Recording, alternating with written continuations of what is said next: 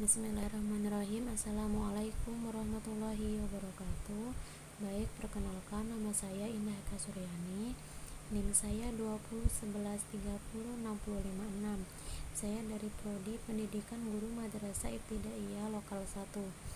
Baik, di sini saya akan menjelaskan mengenai dari matkul metodologi studi Islam, yaitu yang pertama, pengertian studi Islam adalah usaha sadar, sistematis, dan metodologis untuk mempelajari atau memahami atau mempelajari dan membahas secara mendalam mengenai hal-hal yang berkaitan dengan Islam, baik yang berhubungan dengan normativitasnya maupun aktualisasi secara nyata dalam kehidupan sehari-hari, dan mendalami serta membahas ajaran-ajaran Islam agar dapat melaksanakan dengan benar. Di antaranya adalah sebagai berikut. Yang pertama, yaitu mempelajari secara mendalam mengenai hakikat Islam dan bagaimana hubungannya dengan dinamika perkembangan yang terus berlangsung. Yang kedua, mempelajari secara mendalam terhadap sumber dasar ajaran agama Islam yang tetap, abadi, dan dinamis serta aktualitas sepanjang sejarah. Yang ketiga, mempelajari secara mendalam terhadap pokok isi ajaran Islam asli dan bagaimana operasionalisasi dan pertumbuhan budaya dan peradaban Islam sepanjang sejarah.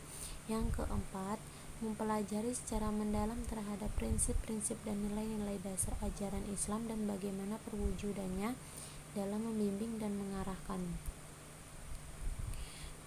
Yang selanjutnya yaitu sumber ajaran Islam. Sumber ajaran Islam ialah segala sesuatu yang dijadikan dasar, acuan, atau pedoman syariat Islam. Ajaran Islam adalah pengembangan agama Islam. Agama Islam bersumber dari Al-Quran yang memuat wahyu Allah dan Al-Hadis yang memuat sunnah Rasulullah SAW. Komponen utama agama Islam atau unsur utama ajaran agama Islam atau akidah, syariah, dan akhlak dikembangkan dengan rokyun atau akal pikiran manusia yang memenuhi syarat untuk mengembangkannya.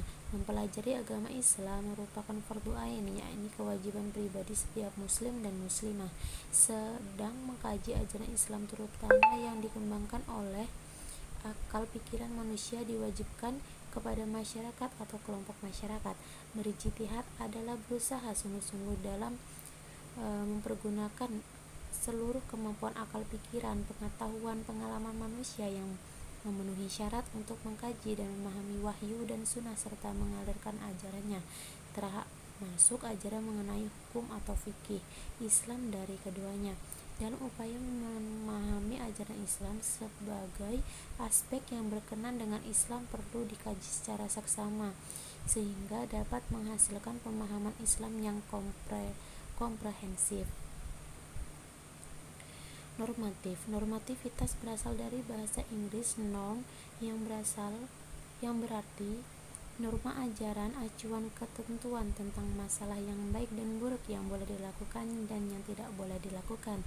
Normativitas Islam merupakan agama yang di dalamnya berisi ajaran Tuhan yang berkaitan dengan urusan akidah dan muamalah, dan normativitas telah ditelaah lewat berbagai pendekatan dari sumber-sumber hukum tentang persoalan ketuhanan Islam, dan pengumpulan sumber-sumber hukum terdapat dalam Al-Quran dan hadis, sunnah Nabi yang suatu kebenarannya bersifat mutlak yang murni dari firman Allah Subhanahu wa Ta'ala.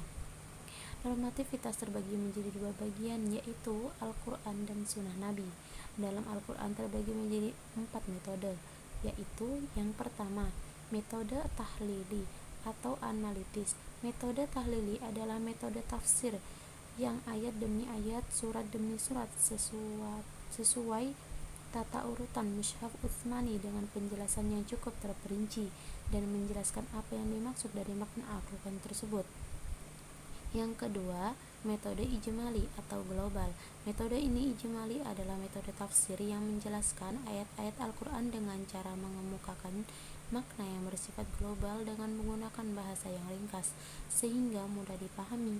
Mufassir menghindari uraian bertele-tele serta istilah-istilah dalam ilmu-ilmu Al-Quran. Dalam bahasa lain, mufassir menjelaskan pesan-pesan pokok dari ayat yang ditafsirkan. Ketiga metode mukoroh, yaitu komparatif. Metode mukoron adalah metode tafsir yang menjelaskan ayat-ayat Al-Quran dengan membandingkan ayat Al-Quran dengan hadis atau pendapat satu tokoh mufasir dengan mufasir lainnya dalam suatu atau beberapa ayat yang ditafsirkan, atau membandingkan Al-Quran dengan kitab-kitab suci lainnya.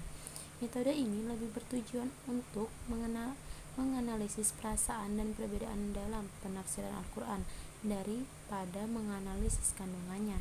Dan yang keempat, metode maudhu'i atau tematik. Metode maudhu'i adalah metode tafsir yang menjelaskan ayat-ayat Al-Quran dengan mengambil suatu tema tertentu, kemudian mengumpulkan ayat-ayat yang terkait tema tersebut, lalu dijelaskan suatu persatuan dari sisi penafsirannya, dihubungkan antara suatu dengan yang lain sehingga membentuk suatu gagasan yang utuh dan komprehensif mengenai pandangan Al-Quran terhadap suatu tema yang dikaji.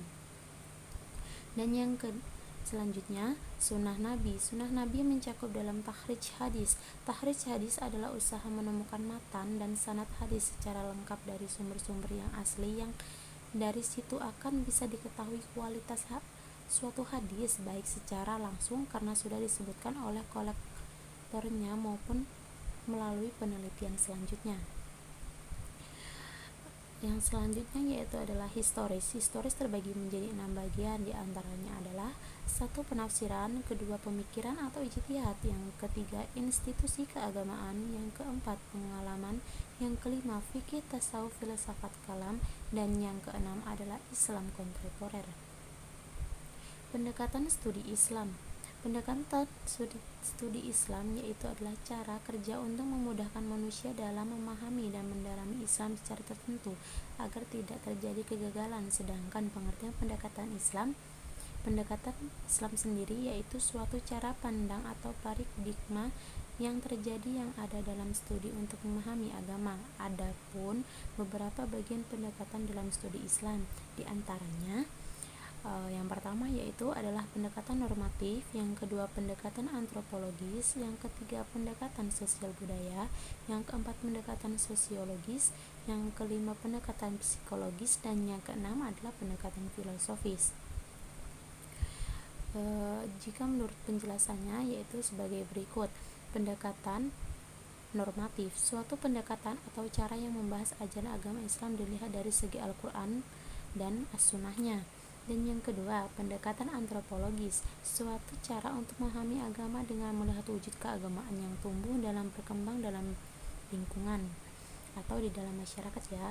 Dan yang ketiga yaitu adalah pendekatan sosial budaya. Budaya adalah segala sesuatu yang dilakukan oleh manusia sebagai hasil pemikiran atau akal budi, bahkan hasil kegiatan dan penciptaan batin manusia, baik dalam bentuk kesenian ataupun adat istiadat.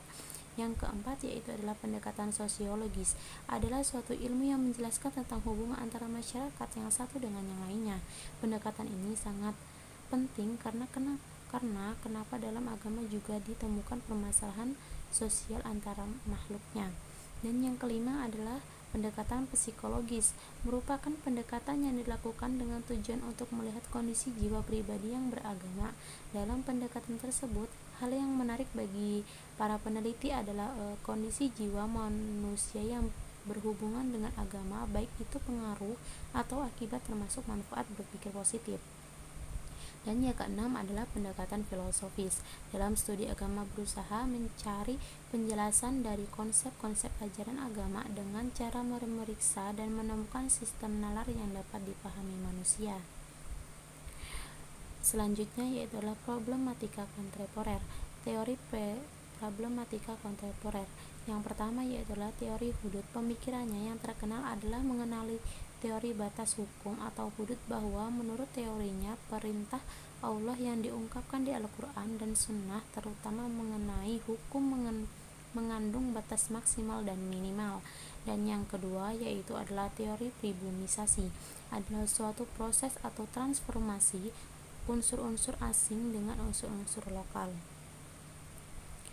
Baik, sekian penjelasan dari saya. Saya akhiri. Wassalamualaikum warahmatullahi wabarakatuh.